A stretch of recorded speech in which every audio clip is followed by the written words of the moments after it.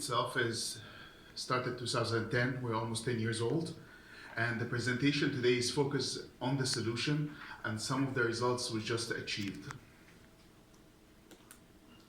What is the problem we're trying to solve? Everyone is talking about LiDAR, and you just saw a great presentation about LiDAR. But we believe that actually LiDAR is a kind of expensive and also has a lot of troubles with weather.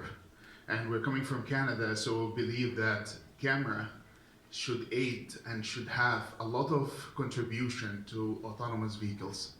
This is a list of leaders into the industry that taking the other side away from LiDAR, we still use it for a certain part of the R&D. Our solution is split it into two. The first part is HD mapping. So to create high definition mapping from cameras. And then we use LiDAR actually as aiding. And we integrate HD mapping with AI to what's called AI HD mapping. The whole idea is creating a reliable database for the autonomous vehicle to be able to use it as an awareness while operating into the real-time environment. So the system up there is our own HD mapping system we developed. It's ready, it's collecting data. And the second piece is how to use this HD maps. This is our workflow. So everyone have been talking in the last period and even since we arrived about level 4 and level 5. And we believe to achieve level 4, you need to blend between two things. History, which is what you need for AI, and prediction in the future. And this is where we use our HD mapping blended with local sensors to provide navigation when there is no GPS and when the car really is desperate for information to help it to find its way.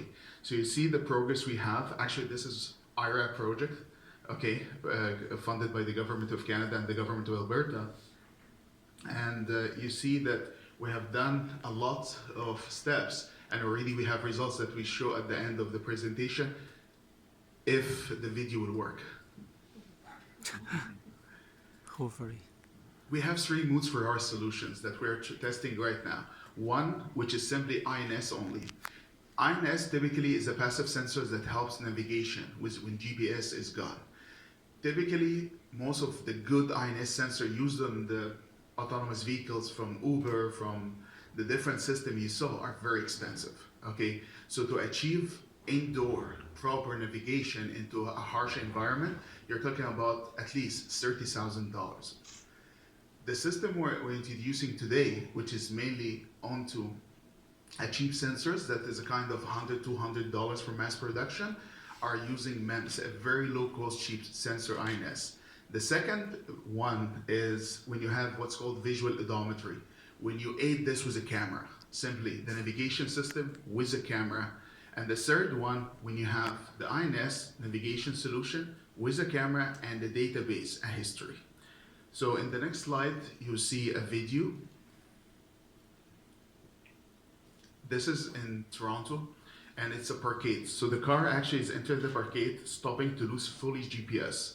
And now you see that the car is going through a very tough indoor navigation without GPS at all, and mapping and finding really the right positioning through this parkade at the different levels. The dash cam is from the car itself, and on the right here you see the location, and you see how we are mapping indoor without a GPS INS for a very long period with a very good accuracy projected on the base map. And our solution can be helping for valet parking automation, can be helping in downtown, okay, when you're really losing your GPS, or when there's high dynamics and you need to aid the GPS with a navigation system to help with that. Our company, we're 8 PhDs, I think all from University of Calgary except one, okay? And we have our AI production center for supervised classification that we actually do the training into it, and we have a very strong software arm and engineering arm.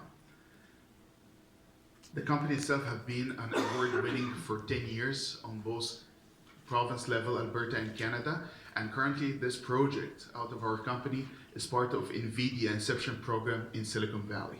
Thank you very much.